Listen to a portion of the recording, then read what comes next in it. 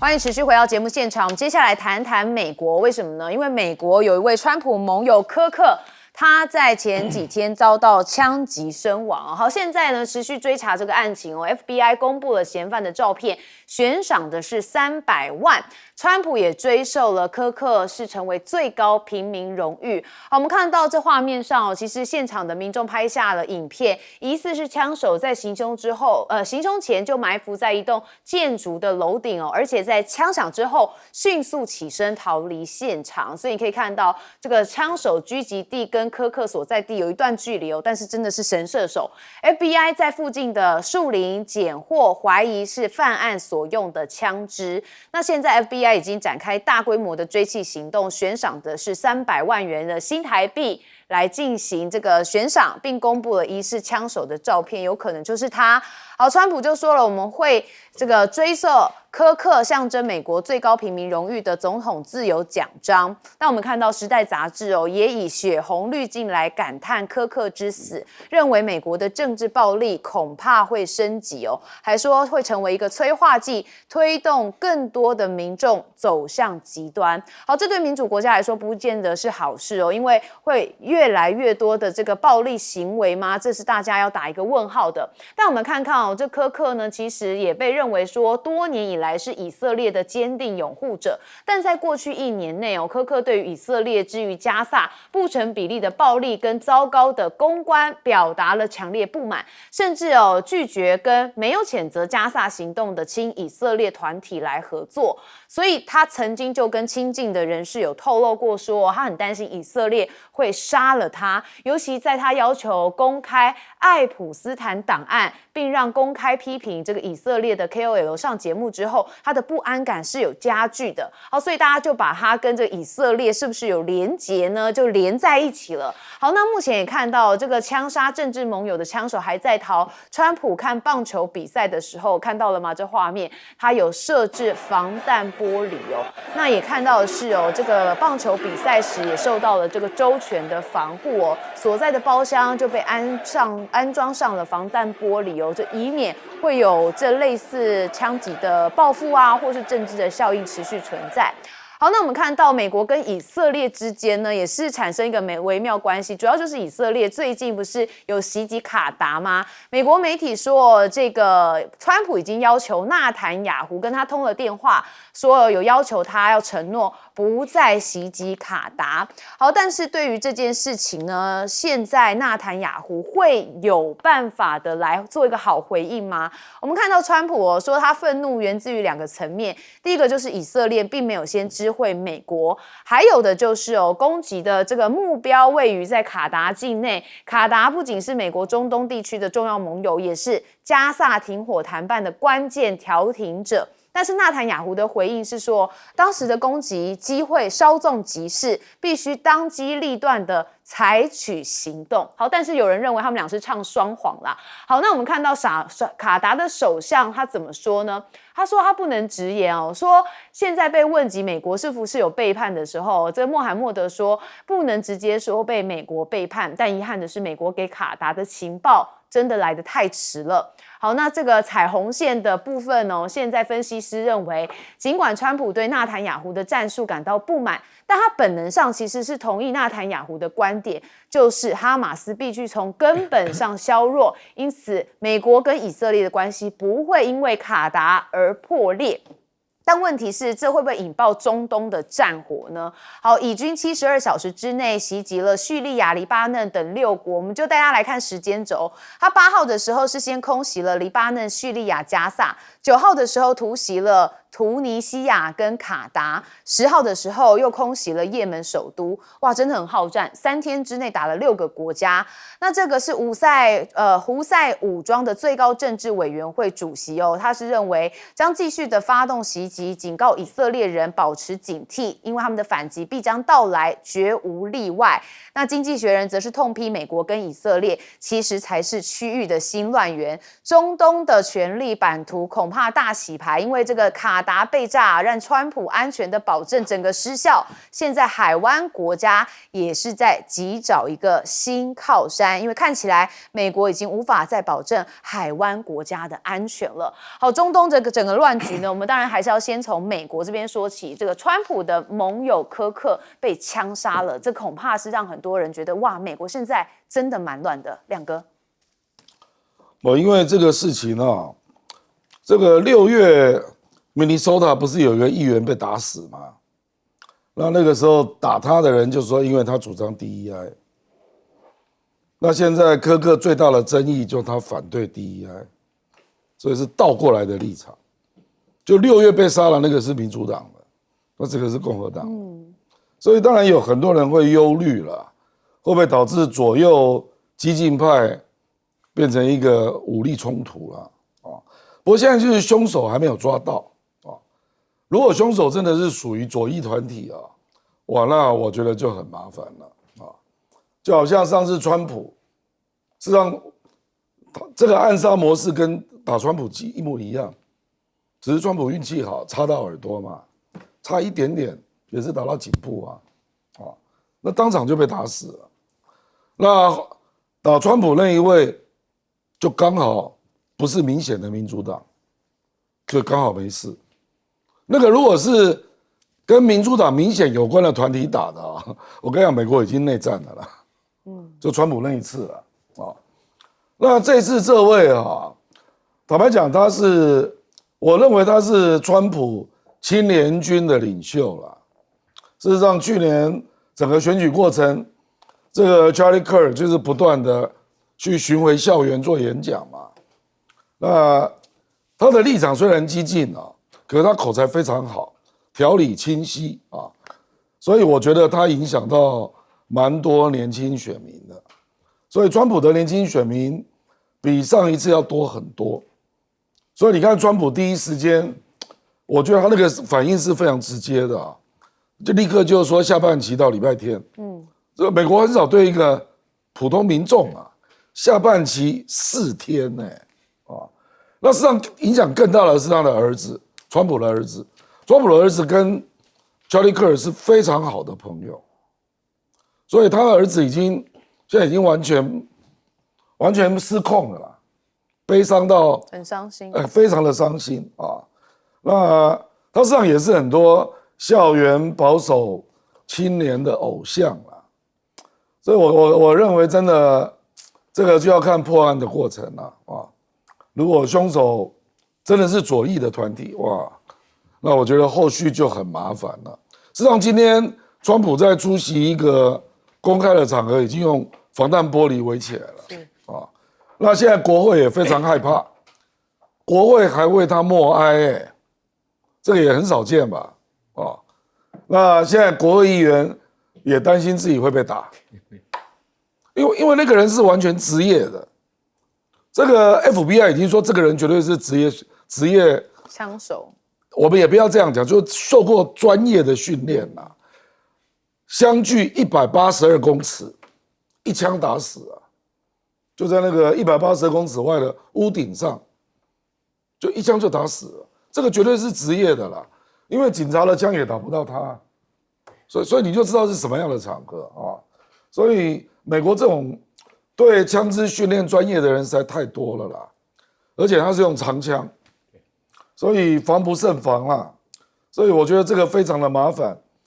那我认为扯到以色列，纳坦雅胡第一时间就表达悼念，说柯克是以色列的朋友，所以我认为可能性不大了，应该还是美国自己内部的政治问题。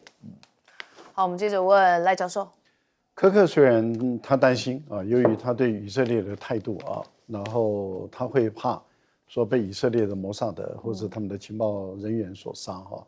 但是以色列如果说真的要杀川普的好朋友，川普的最大的年轻人的选票的这个健将的话，那如果真的干到这么蠢的事，那我们是匪夷所思的事情。所以我个人认为大部分都会把以色列排除在外，包括川普，还有他们的安全团队都会把以色列排除在外，应该不会干到这么愚蠢的事情啊。那现在的问题是来自于说，到底是孤狼做的，还是团体啊？还是一个什么样的有什么样的政治诉求，都目前来讲不明不白。但是他成功了，成功了就麻烦了，因为成功了就会激励起更多人来模仿、来学习。可是并不是美国的每一位政治人物，他都有像川普那么好的一个护卫系统、警卫系统，不是。那这样的话，说很多的政治人物，他又不得不有公开的活动。可是当他有公开的活动的时候，他的保全又没有办法做到这么好，那他该怎么办？他会面临两难。如果你都不出来，人家会觉得你胆怯；如果你出来了，如果再有第二例、第三例，那这个美国整个就是风声鹤唳了。我个人觉得，对美国的总统这个川普来说，他有完全的责任，他必须要动用到国土安全部，要动用到 FBI， 要动用到 CIA。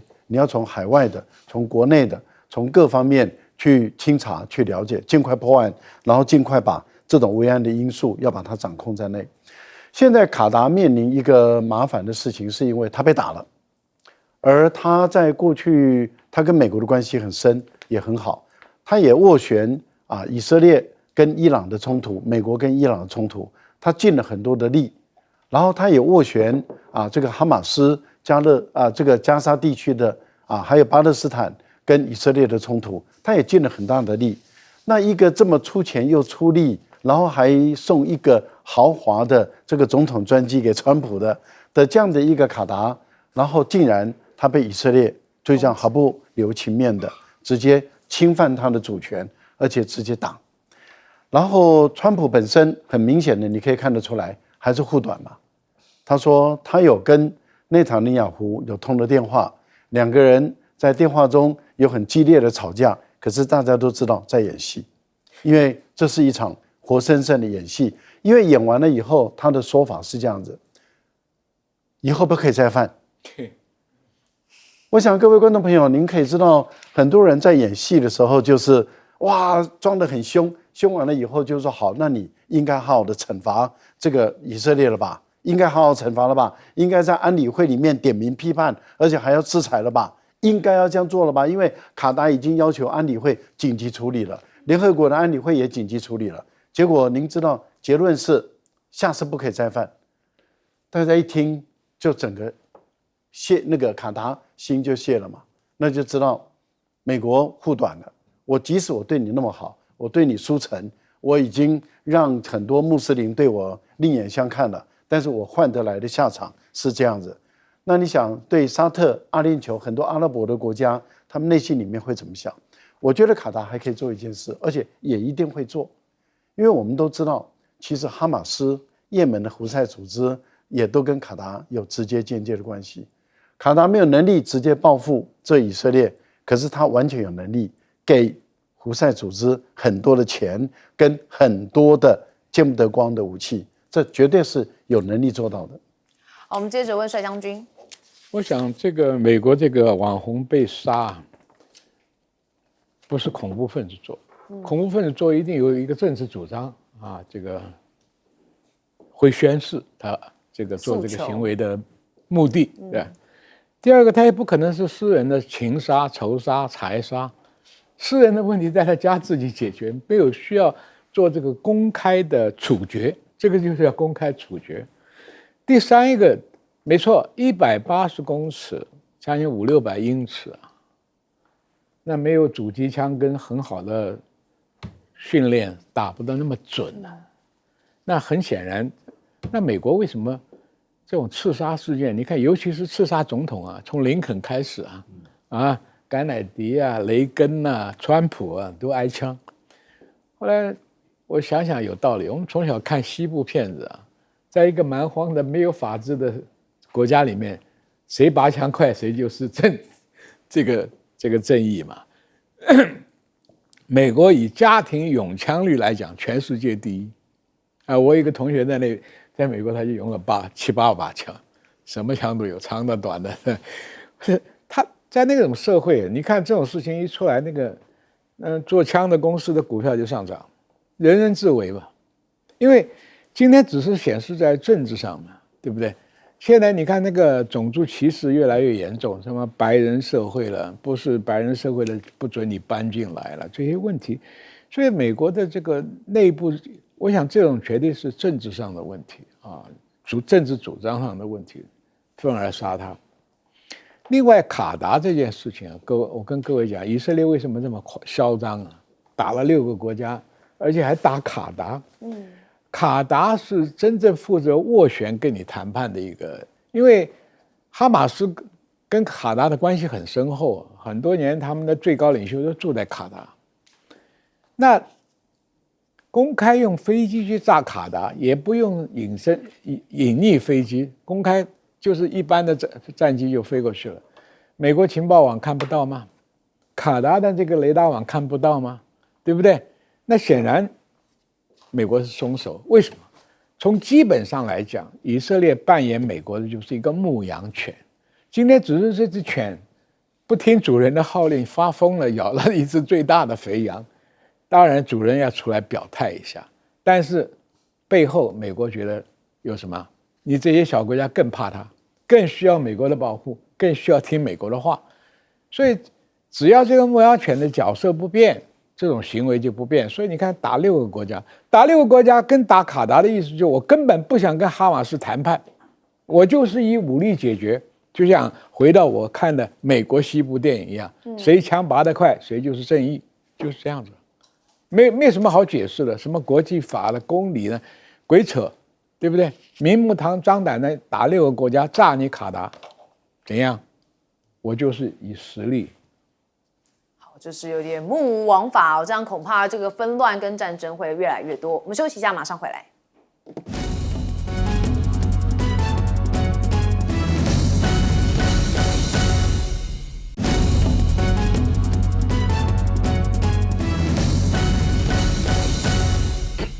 好，我们接着来看哦，现在央视已经官宣说，福建舰通过了台湾海峡，而且到南海这边跨区训练，说不针对特定的目标。好，但是大家就认为说，有可能是因为10月1号中共的国庆时在三亚要举行成军典礼，所以正式加入了大陆的海军行列。那部分的军事迷则释出照片哦，显示说福建舰出港的时候，甲板已经完全清空，那舰艇重新粉刷，适配的舰载机像是歼35、歼15T 跟歼15D 跟空警600等型号都已经全部服役了，所以此行接机服役的可能性也大增。那我们再看到这福建号在东海线中，日本的自卫队也派了反潜机来进行监控哦，他们派出的是 P3C 的反潜机。好，那当然美国的 FA-18D 的大黄蜂战机也部署在日研国的基地哦。那这部分呢，其实中国这边认为是要强化美军区域的威慑力。好，那这个日本的这个研国基地是位在于战略的要冲，距离台湾海峡东海不到1600公里。那能为美军提供一个整合性高的基地，要应对的就是突发事件。所以日本跟美国也启动了这个岛屿防卫训练哦，美军投入了最新的武器。那另外我们看到美中的这个军事角力已经到了一个新的阶段嘛，因为北京的香山论坛在17号就要登场，中国大陆说他们已经有100多个国家与会，但是都没有提到美国。好，那我们也知道说前几天就是大家说所谓可能是2+2的对话，也就是中国大陆的防长董军跟美国的防长赫格塞斯才刚举行完通话，但是双方到目前都还没有提到今年美国参与香山论坛的情况。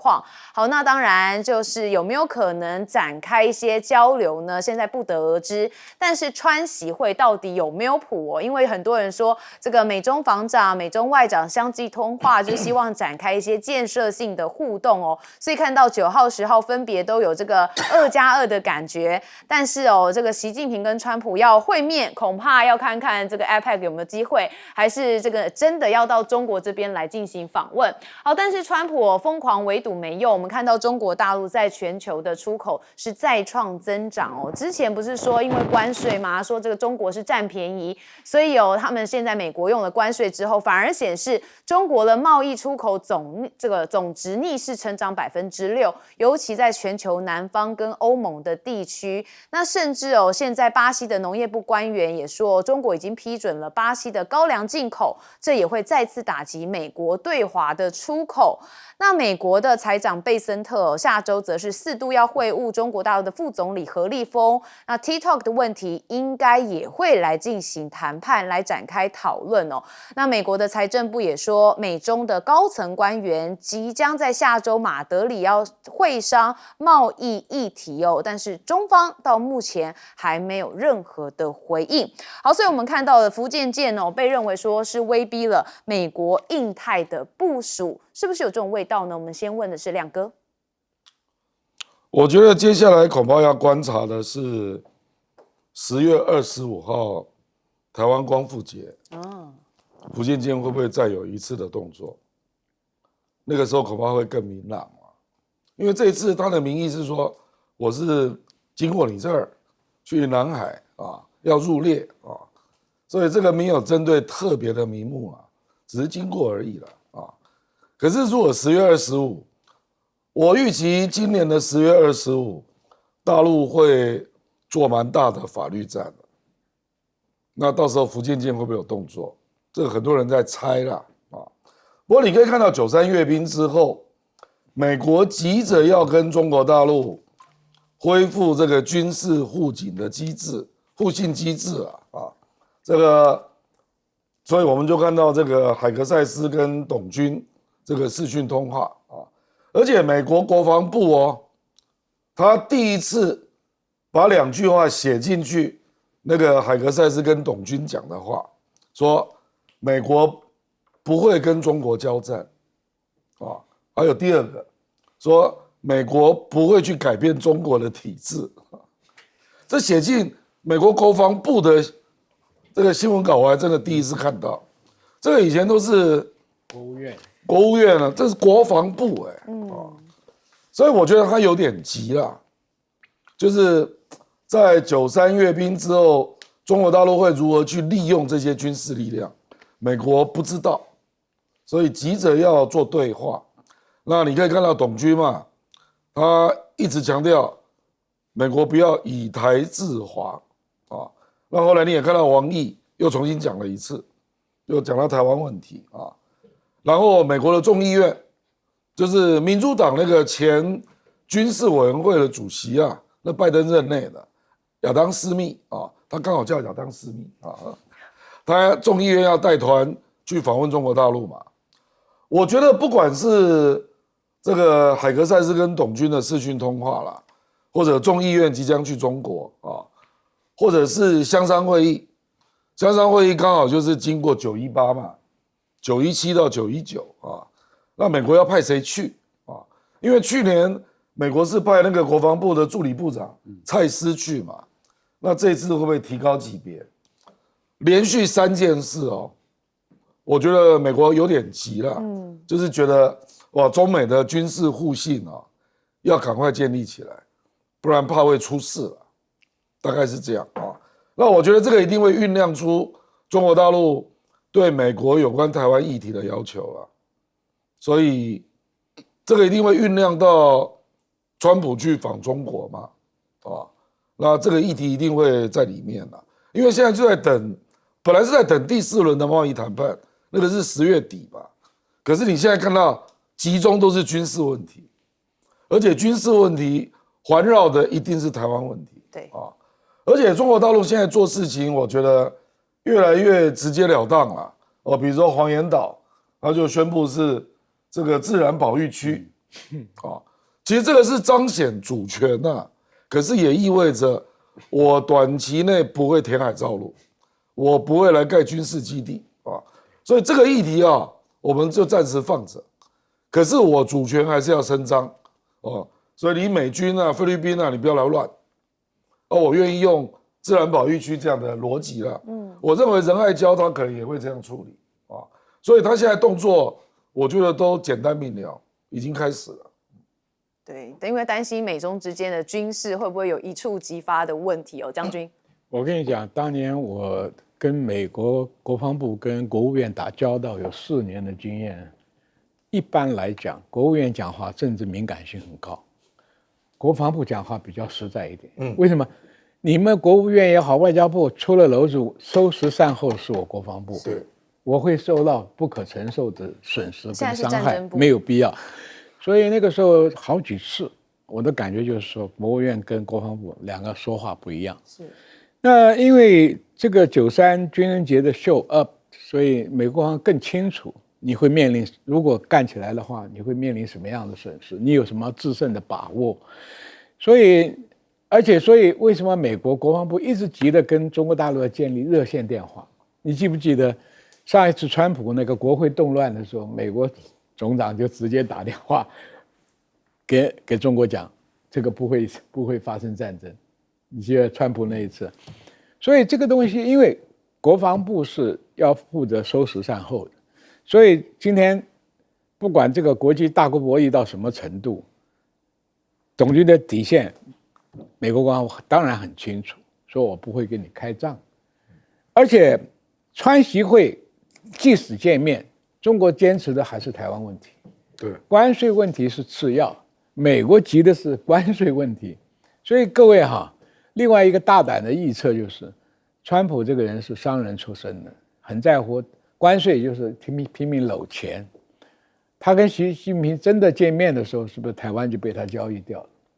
这也有可能，因为什么？他只在乎美国先要解决经济上的问题，才能重新解决他美国军事上目前缺钱、缺军事科技的在创新。所以美国一向这样的嘛，我军力强大的时候，经济就可以。到处去收割嘛，外交可以称霸在全世界嘛，所以经济一定是美国也好，中国也好最重要的议题，军事只是说拿来支持这个东西的问题，所以川习会要不然不开的话，台湾问题一定在里面，变成一个核心的问题，因为中国大陆说我也不要进犯你美国，我要的就是国家统一嘛，所以这个问题就是说。美国是不是还要在乎说，我能守住台湾，我就能够封锁第一岛链？那个议题已经过了，翻页了，已经不是第一岛链的关系了。所以大家千万不要在绿美里面，我们是不成的航空母舰，那个陈腔滥调已经没有用了。好，随着这个对岸的军事发展越来越先进，越来越快，所以很多的这个战略思维也要有所转换。我们问赖教授。福建舰跟这个辽宁跟山东舰确实是完全不一样的啊，虽然都是航母，但是它是电磁弹射，而且是平的啊，这个不是滑跃式的啊，所以它本身要适应各种不同的舰载机。您看到这个歼35要能够起降，还有歼15T 或是歼15D，它电战机都要能够起降，还有就是空中预警机。空中预警机其实它也可以变成一个空中小型的加油机，还有各类型的各种直升机、舰载直升机都要在这个新型的战机上要能够起飞，要能够降落。以目前的态势来看的话，它应该都已经完成了，只是说画面没有公布而已。然后这一次到三亚的综合保障基地，因为目前来讲，大陆就有2个航母的综合保障基地，一个就在三亚，一个就在山东嘛，那未来的第3个综合保障基地会放在哪里？是放在这个江苏，还是放在浙江？这我们要看它最后规划会放在哪里。但是目前来看，已经要交付给部队使用的时间是一直在缩短。一旦交付给部队使用的时候，中国大陆的航母就已经建立起一个这个我们讲的333制的航母的一个作战体系了。也就是说，永远会有一艘航母在执行勤务。我们一般常讲海军，它是1/3的战舰是用来维修，有1/3是用在训练，有另外1/3是用在执行任务。那你想想看，3艘航母，一艘航母进维修的时候，有一艘在训练，一艘在执行勤务。那一旦需要的时候，另外一艘训练的可以马上转化成为执行勤务。可是维修的船它离不开船坞，所以等于是它已经可以形成2个航母战斗群。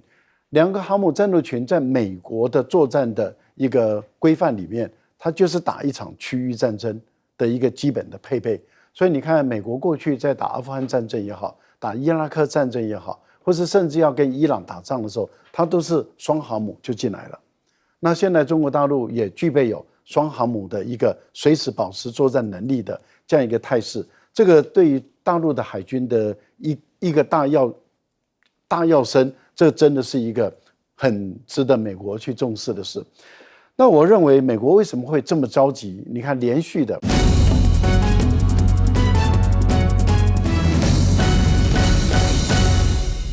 带您追查事件真相，掌握政局的变化。观众朋友你好，欢迎加入今天的新闻大白话，我是主持人谭一伦。好，我们节目一开始先来介绍这1个小时特别来宾，首先是退役中将帅化明，主持人好，各位观众大家好，以及耶鲁政治学博士郭正亮，大家平安。还有国际政治专家赖岳谦。主持人好，观众朋友大家好。好，大家很关心的就是莱尔校长嘛，好，我们看到每天都有日更哦。不过最新的这个莱尔校长不孤独，因为老柯总是跟他相伴哦。好，不过但现在赖清德说要扛全责，怎么扛呢？我们先来看看莱尔校长怎么说。老柯啊，党务会议上我表示愿扛全责，如果要找战犯就找我。可是主战犯就是你，那就是你下台好了。不是哦，不是这样的哦，这样是不行的哦，我只是说说而已哦。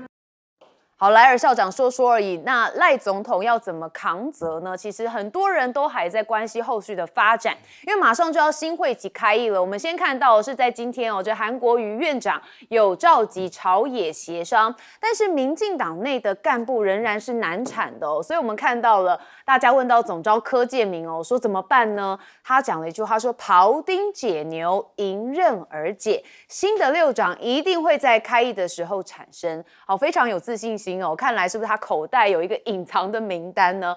不过我们看到目前是吴思瑶，他原本是干事长，已经是说不再续任了。他说他就看守到新会期开始吧。好，所以到底是哪6长呢？这个老柯还没有给一个解答，我们大家持续看到是不是19号就会见真章？但问题就在现在赖总统的民意真的是很多人对他有些不满。我们来看看这个人怎么说。您认为说这个大罢免失败是我们赖总统要负责任，还是柯建铭总召？那个领导者领导能力是不太够，就是那个赖总统。赖总统哦，其实我是深绿的，我是绿到可以说发光。可是你如果做得好就是好，做得不好就是不好。认为现在赖总统他是被谁影响？他自己。我以前觉得他能力不错，可是看起来他能力不是很好。比较随便乱批评。我觉得他能力不好啊。那您知道那个最近这2天赖清德总统他有要下乡，那您认为说他这样子的下乡有没有什么帮助？我觉得不会有帮助，因为一个人的头脑是固定。你会应变能力够的话，不用下乡你也会应变。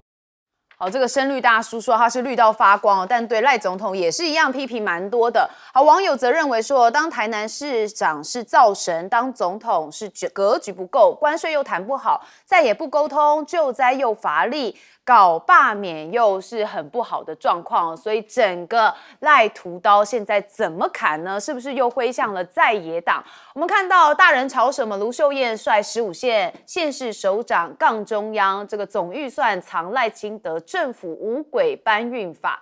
好，我们看到赖清德过去讲0到6岁国家一起养变成地方一起养，也就是赖清德的政见0到6岁国家一起养的 2.0 经费，2026年有74%是由地方买单。那2026的补助款美其名变多了，但是地方现在自己要出的是更多。好，当然就是预算上面有一些一般性的补助款部分变成要由跟中央来申请，所以这让地方的首长来跳脚了。好，那当然我们看到冷眼级未谈就先开战，屠刀就在赖总统手上。因为赖总统昨天就说了嘛，屠刀一直都不在民进党的手上。但大家认为事实正好相反，因为财划法的争议正好证明了手持毒刀跟多数民意为敌的一直就是赖总统本人。好，我们看到今天早上他也去了三军士官的开学典礼，结果一开口又讲错人家的军风了。好，主要是他原本讲的是空空军忠诚，海军忠义，就发现讲错之后赶快改口，变成陆军忠诚，海军忠义，空军忠勇哦，所以这有口误的情况。那他也同时讲到说，有一个情况之下愿意跟中国交流，那主要就是说要有对等尊严的情况。好，那我们看到了陆委会之前曾经做过一个这个两岸恢复谈判的民调，有73%的台湾民众是不认同的，认为说我们也必须要有一些这个对等哦，要承认，如果要承认9·2共识跟两岸同属一中的话，大家是不太认同。好，我们再看到美国的商务部长报说将跟台湾达成重大的协议，这是美国的商务部长卢特尼克。好，那到底是什么协议呢？目前经贸办公室的回应说是持续的谈判，持续的沟通，双方皆认可有一定的进展，尚待美方安排总结性的会商。好，大家很关注真的是伸长脖子在看到底是什么。但是美国现在援台预算也增加到了303亿元。好，美国众院通过了国防授权法。那另外呢，在任性预算的国防部这边是翻了4倍，1132亿元。那顾立雄说，我们的战备存粮是增加到了120天。那说可以强化资通电的防护韧性，后备战力提升，以及因应中共的袭扰。那当然，大家网友就说，那这电能用几天呢？也要问说，这钱不如拿给国军加薪吧。还有路透社也看到说，这个台海巡24小时是要守海底电缆。那监控的现场也曝光这是路透社报道的，说因为大陆不是日益的频繁的灰色地带的袭扰，所以现在再加强这个24小时的海底电缆的一个监控。但很多人又问说，这海底电缆这么长，怎么可能监控得了好，所有的整个状况现在赖政府跟民众之间的有没有办法越来越融合，还是越来越远，我们还是持续观察。但现在我们刚刚看到了莱尔校长跟老柯之间到底目前的续集是什么？我们先问亮哥。我看柯建铭蛮热爱中华文化的啦，还有讲庖丁解牛，对不对？他上次讲琵琶行，此处无声胜有声，对不对？徐国勇也很热爱中华文化。徐国勇上次用《出师表》，宫中府内俱为一体。是他最早还有这个七步诗，对啊，斗燃斗旗，那个也是柯建铭。是我们柯总召的中华文化造诣，相当令人感佩啊！因为9月19号就要开议了嘛，这个时候还没有党团干部，这简直是我真的没有见过。我在立法院10年没有见过这种状况，尤其是执政党这个你10个，我觉得这个表示双方还在角力啦，不然柯建铭这个赖清德可以把那个联署要他下台的那张拿出来就当众撕掉啊，说我们不做这件事了，那立刻就上去了嘛，表示还是有在联署啦。而且据我了解是过半了，可是因为不好看，比如说民进党的立委是50个，那你联署可能是30个，那有20个没有联署啊，这太难看了啦。民进党不会这样做事啦，他一定要绝大多数都同意啊，那只有少数几个人，比如说林岱樺、吴思瑶不表态，可是做不到啦，现在就卡住了嘛。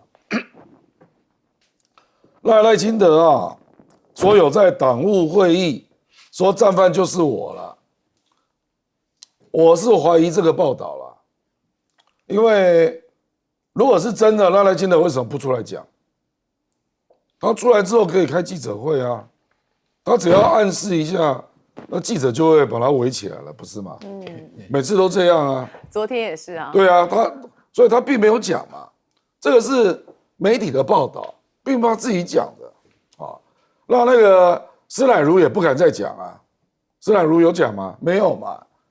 那赖清德如果要做到更实在的程度，他可以以党主席的名义在中常会宣布啊，那他也没有啊，所以摆明了这个人就是，我坦白讲，我们台湾最大的危机就是赖清德啦，就他就是一个其实那个绰号取得很对啊，那就莱尔嘛，就讲话不实在啊。那人家就觉得说这个时候应该要定个调吧，他也没有定调。比如说大罢免，民进党反省了什么？连检讨小组都没有成立耶，对不对？所以你说到底是赖清德负责，还是柯建铭负责，还是两个人共同承担？这个也可以这样讲啊，他不愿意，他就是不愿意啊。那反倒是卢秀燕这个率领15个县市长，这个事情也轮不到赖清德讲话啦，因为这个事情没有那么大，它涉及的金额。那个统筹分配款大概只有345亿啊，那真的会引起争议的，我认为也不到100亿啦。我们的国家预算是3兆，你总统为了这种事跳出来打卢秀燕，这个摆明就是政治嘛。就是他看到可能2028年要跟他选的人，他所有的精神都来了啊，那就立刻跳出来。要跟卢秀燕斗嘴啊，就这个人就是很无聊，你知道吧？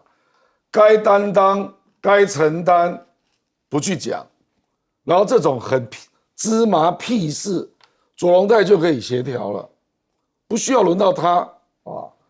这个左荣泰跟县市长代表见个面就结束了。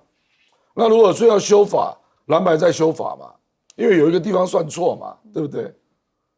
这个竟然是赖清德自己挑出来啊！你去想一想啊，所以我觉得他这个人哦，其实我直播对他的理解还是正确的啦，他就是一个斗鸡啦，然后又不太有本事，是个昏君啦，然后现在又让人家觉得他是一个莱尔，这样的人民调怎么会高？斗鸡、昏君加莱尔，怎么可能高呢？我们接着问帅委员。首先讲说，不管你是媒体说你是要承认最大的战犯，用不着讲，